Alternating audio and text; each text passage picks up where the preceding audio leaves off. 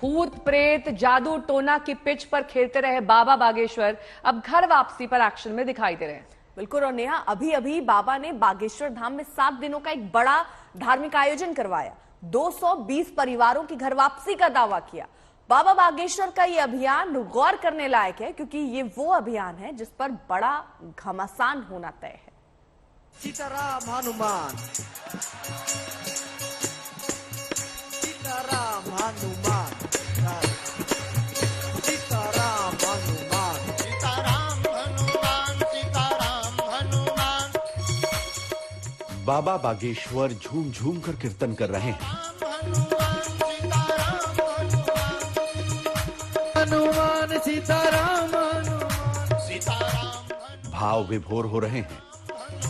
सीताराम हनुमान, सीताराम हनुमान, अब तो कृपा करो राम। सीताराम हनुमान का जय जय गान कर रहे हैं। सीताराम हनुमान, सीताराम हनुमान, सीताराम हनुमान। बाबा बागेश्वर का ये अंदाज नया नहीं है, लेकिन बाबा बागेश्वर ने अभी अभी जिस अभियान को अंजाम दिया वो नया जरूर है। वो अभियान क्या है, इसकी झलकियां आपको धीरेन्द्र शास्त्री के इन घोषणाओं में दिख जाएंगी।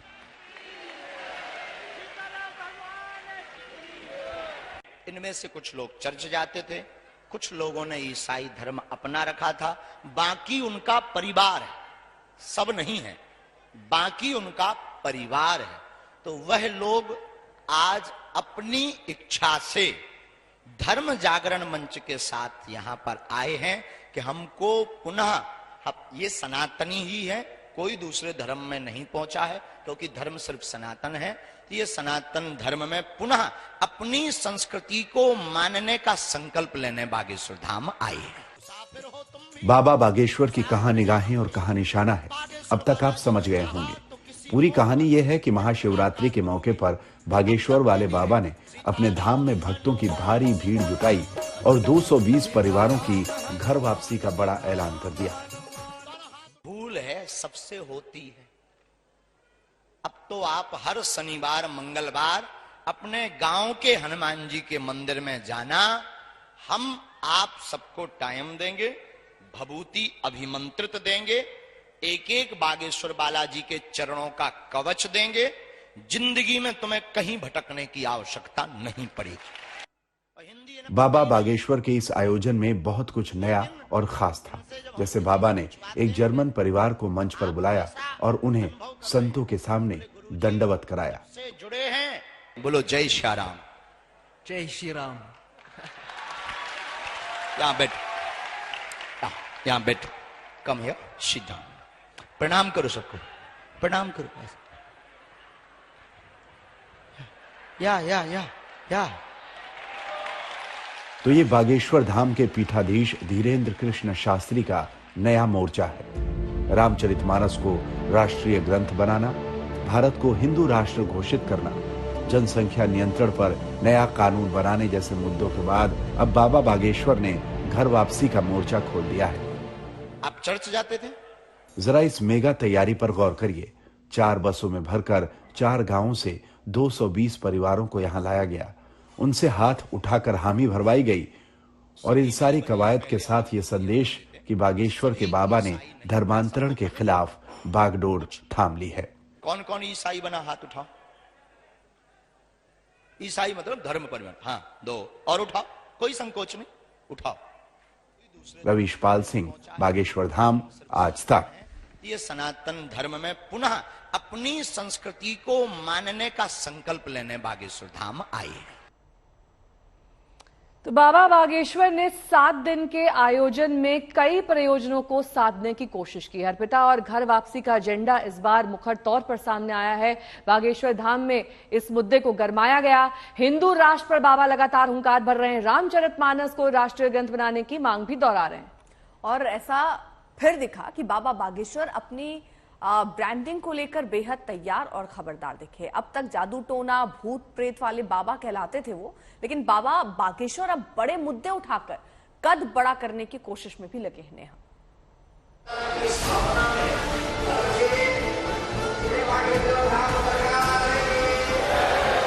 ना तो हमें पॉपुलैरिटी चाहिए।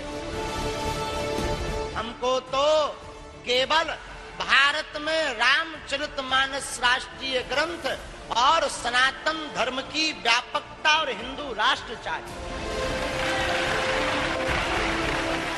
इस दौड़ के साथ बाबा बागेश्वर ने बाबाओं की दौड़ में थोड़ी और बढ़त बना ली है। जिस अभियान को बड़े बड़े हिंदू संगठन दशकों से अंजाम देने में लग रहे हैं, बागेश्वर वाले बाबा न सिर्फ उस अभियान में बाकायदा कूदे, बल्कि 220 परिवारों की एक साथ घर वापसी का दावा कर अपना दम भी दिखाया है। बाबा ने 7 दिनों का ये बड़ा धार्मिक आयोजन कर अपनी ताकत दिखाई। आज तक संवाददाता रवीश पाल सिंह इस आयोजन में मौजूद रहे। बाबा का भक्तों पर क्या असर है, एक बानगी उनकी इस रिपोर्ट में देखिए। ये मेरे माँ है, मैं अपने बाप को छोड़ के कभी नहीं जा सकती हूँ, कभी नहीं है हमारी जिंदगी की। मैं अपने बाप को छोड़ के कभी नहीं रह सकती। ये हमारे गुरु हैं, यही हमारे बाप है। मैं अपने पिताजी को कैसे छोड़ के जा सकती हूँ कि हमारी जिंदगी हमारे बचाए हैं। मैं 10 साल से दवा खाती थी। उन लोगों से भी बात की जो ईसाईयत छोड़कर हिंदू धर्म में वापस आए। आपने ईसाई धर्म क्यों धारण कर लिया था? जी कर लिया था। क्यों किया? प्रलोभन के कारण का है, अपनी स्थिति घर की गड़बड़ थी, लेकिन उन लोगों ने जो किया वो वादा पूरे नहीं किया अपन, इसलिए और फिर 1 साल से यहाँ जुड़े तो आस्था अपनी इनमें जागी, इनकी वचन सुने। क्या वादा किया था उन लोगों ने? मकान अटकान का दिया था, पट्टा मकान देंगे। दिया? नहीं दिया नहीं। कोई पैसे दिए? नहीं, कुछ नहीं दिया। अच्छा जी। तो आप लालच में आके गए थे ईसाई? जी बिल्कुल बिल्कुल। उनके यहाँ चर्च का काम करते थे तो उन्होंने कहा कि हमसे जुड़ जाओ। क्या काम करते थे? यही मजदूरी। अच्छा, तो क्या बोला उन्होंने? उन्होंने कहा कि आप हमसे जुड़ जाओ, आपके लिए फायदा होगा। बोले हम मकान बनवा देंगे आपका चर्च के बगल में।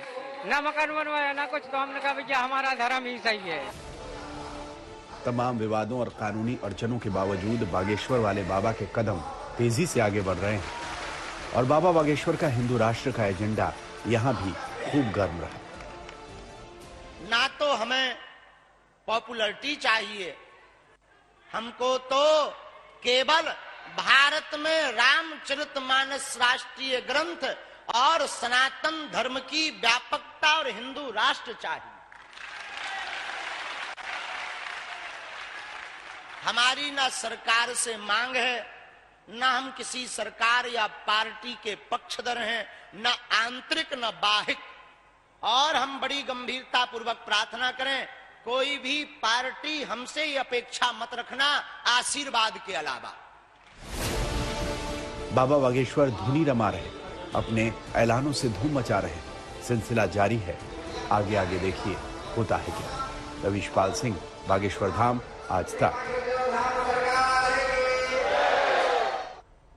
तो अर्पिता देखिए, घर वापसी का अभियान उनका चल रहा है, दूसरी ओर धर्म परिवर्तन भी, और उसके अलावा सनातन धर्म को किस तरीके से आगे बढ़ाया जाए इस पर बाबा पूरी तरीके से लगे हुए हैं।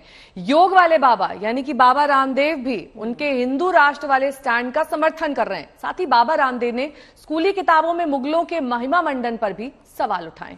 दरअसल नेहा, गोवा में एक कार्यक्रम में पहुंचे थे योग गुरु बाबा रामदेव और वहां पर उन्होंने आरोप लगाया कि स्कूली किताबों में गलत इतिहास पढ़ाया जा रहा है, मुगल शासकों को महान बताया गया है, जबकि अपने नायकों के बारे में गलत जानकारी दी गई है। इतिहास बोध भी होना चाहिए। ज्यादातर स्टेट बोर्ड्स और यहां तक कि एनसीईआरटी की किताबों में अब तक भी हमें बहुत तरह से बहुत प्रकार का झूठा इतिहास पढ़ाया जाता है, उसमें मुगलों को महिमामंडित किया जाता है और अपने आदर्शों को कहीं पर उनका चरित्र भंजन किया जाता है। इस परंपरा को भी हमें अब बदलने की जरूरत है। देश में इतिहास की किताबें सच्ची हैं या झूठी, बाबा रामदेव ने इस बहस को फिर से गरमा दिया है। एक बार फिर निशाने पर है मुगल शासक। हमारे लिए हीरो, हमारे लिए महान अकबर नहीं है, बाबर नहीं है, औरंगजेब नहीं है। हमारे तो सुपर हीरो हमारे छत्रपति शिवाजी महाराज हैं, महाराणा प्रताप हैं, चंद्रशेखर, राजगुरु, सुखदेव, भगत सिंह हैं। हमारे रियल हीरो, हमारे वो पूर्वज ऋषिकाएं, वो वीर वीरांगनाएं हैं जिन्होंने अपने जीवन की आहुतियां देकर के हमें राष्ट्रवाद और अध्यात्मवाद का वो पाठ पढ़ाया। गोवा के दक्षिणी जिले पोंडा में छत्रपति शिवाजी महाराज की जयंती पर आमंत्रित थे बाबा रामदेव। कार्यक्रम में रामदेव ने मुगल शासकों और इतिहासकारों पर प्रहार किए और भारत के विश्व गुरु बनने का शंखनाद किया। 15-20 साल बाद आपको गोवा का मुख्यमंत्री भी बनना है, किसी बच्चे को देश का प्रधानमंत्री भी बनना है, क्योंकि 15-20 साल बाद मोदी जी भी बहुत हो गया। तो मैं क्यों ये बात कहना चाह रहा हूं कि कुछ लोग पूछते हैं आने वाले 10, 15, 20 साल के बाद के भारत का क्या, तो मैं कहता हूं आने वाले 15, 20 साल बाद हम भारत ही नहीं पूरा विश्व का नेतृत्व करने में समर्थ हो जाएंगे। ऐसी प्रतिभाएं हमें देश में घड़नी है, वो व्यक्तित्व, वो नेतृत्व, वो चरित्र हमें घड़ना है। बागेश्वर धाम के पीठाधीश्वर धीरेन्द्र कृष्ण शास्त्री इन दिनों भारत को हिंदू राष्ट्र बनाने के मिशन पर हैं। बाबा रामदेव ने भी इस पर अपना एजेंडा पेश कर दिया है। अब जब कोई हिंद साम्राज्य की बात कर लेता और हिंदवी साम्राज्य के यदि छत्रपति शिवाजी महाराज की जयंती पर बात नहीं करेंगे तो कब करेंगे? लेकिन हिंदवी साम्राज्य को कोई हिंदू साम्राज्य के नाम पर, कोई और हिंदू राष्ट्र के नाम पर कोई गड़बड़ करे, मैं उसकी तो बात नहीं कहता, लेकिन इतनी बात मैं कहता हूं, जो सपना छत्रपति शिवाजी महाराज ने देखा था उस हिंदू सनातन धर्म की भारत में ही नहीं पूरे विश्व में जय जयकार होने वाली है। ये आने वाला भविष्य है विश्व का। बाबा रामदेव को योग को देश के जन जन तक ही नहीं बल्कि दुनिया के दूसरे देशों में लोकप्रिय बनाने का श्रेय जाता है। अब लगता है कि योग गुरु रामदेव देश के इतिहास के नए योग पर निकल पड़े हैं। हरीश, गोवा आज तक।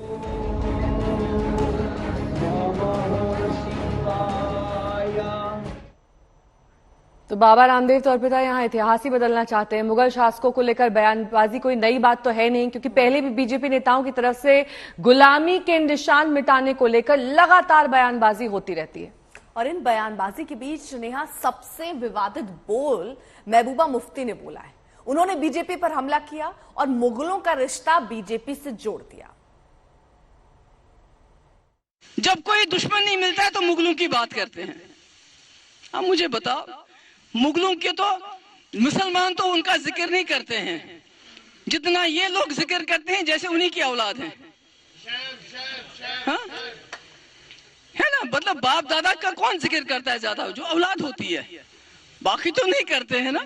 ये तो इतना जिक्र मुगल मुगल मुगल, फिर ये किया फिर वो किया, लगता है ये उन्हीं की औलाद है। महबूबा मुफ्ती ने ये कहाँ डिस्कवरी कर लिया कि बीजेपी मुगल का औलाद है? तो हम तो मुगल का जो भी था सारे को ट्रांसफॉर्म करके हम जो इतिहास है वो इतिहास को ठीक करने का कोशिश है मैं हूँ। तो महबूबा मुफ्ती का जो मुगल का जो सपना है उनका ही दिमाग में है, वो हमारे दिमाग में तो नहीं है। अगली खबर का रुख करेंगे। उद्धव गुट को शिंदे गुट ने एक और झटका दे दिया है। महाराष्ट्र विधानसभा में अर्पिता शिवसेना का जो ऑफिस था उस पर अब शिंदे गुट का कब्जा हो चुका है। शिंदे गुट ने ऑफिस को टेक ओवर कर लिया है। और ये तस्वीरें भी उसी वक्त की जब, क्योंकि शिंदे गुट अब शिवसेना निशान पा चुका है, चिन्ह पा चुका है और उसको लेकर काफी उत्साहित भी है। हालांकि ये लड़ाई अभी यहाँ थमती हुई नजर नहीं आ रही है। उद्धव गुट की तरफ से सामना में कई सवाल दागे गए हैं और इसके साथ ही साथ सुप्रीम कोर्ट भी उद्धव गुट पहुंच चुका है।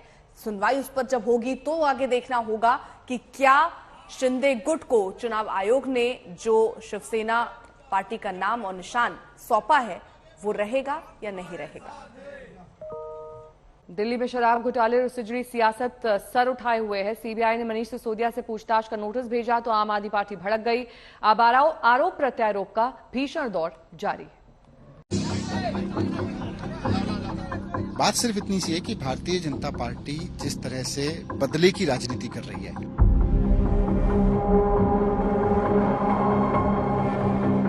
आज मनीष सिसोदिया फिर से एक बहाना बना रहे हैं। कल विक्टिमहुड कार्ड खेल रहे थे। सीबीआई और ईडी जो है किसी कानून के हिसाब से नहीं, पूरा का पूरा जो राजनीतिक आदेश होते हैं उस हिसाब से चलती आ रही है। तो क्या दिल्ली शराब नीति घोटाले की जांच कर रही सीबीआई ने सबसे बड़े एक्शन की तैयारी कर ली थी? क्योंकि मनीष सिसोदिया को सीबीआई के समन के बाद आम आदमी पार्टी के नेताओं की ओर से ऐसा ही दावा किया जा रहा है और इस दावे के बहाने बीजेपी पर जोरदार हमला किया जा रहा है। भारतीय जनता पार्टी जिस तरह से बदले की राजनीति कर रही है, भारतीय जनता पार्टी एमसीडी का चुनाव हारी, Bharatiya Janata party supreme court में अपनी साजिशों में हारी, फ्राइडे की शाम को बीजेपी सुप्रीम कोर्ट में बुरी तरह से हारती है और सैटरडे की सुबह मुझे नोटिस दिलवाती है, संडे के सुबह हाजिर किया जाता है कि साहब संडे की सुबह आप हाजिर हो जाइए। तो इसका मतलब बीजेपी कहीं ना कहीं कोई ना कोई इस तरह की साजिश रच रही है ना। मनीष सिसोदिया को शराब घोटाले के मामले में सीबीआई के सामने पेश होना था, लेकिन उन्होंने दिल्ली सरकार के बजट का हवाला देकर जांच एजेंसी से मोहलत मांग ली। सिसोदिया ने सीबीआई के समन को बीजेपी के बदला वाली नीति का हिस्सा बताया। इसे दिल्ली वालों के बजट को डिरेल करने की साजिश बताई। बीजेपी की तो सारी साजिश ही मुझे गिरफ्तार करने की है। बीजेपी ने सैटरडे को, फ्राइडे को शाम को हारते हैं, सैटरडे सुबह नोटिस दिलवाते हैं, संडे सुबह के हाजिर होने का।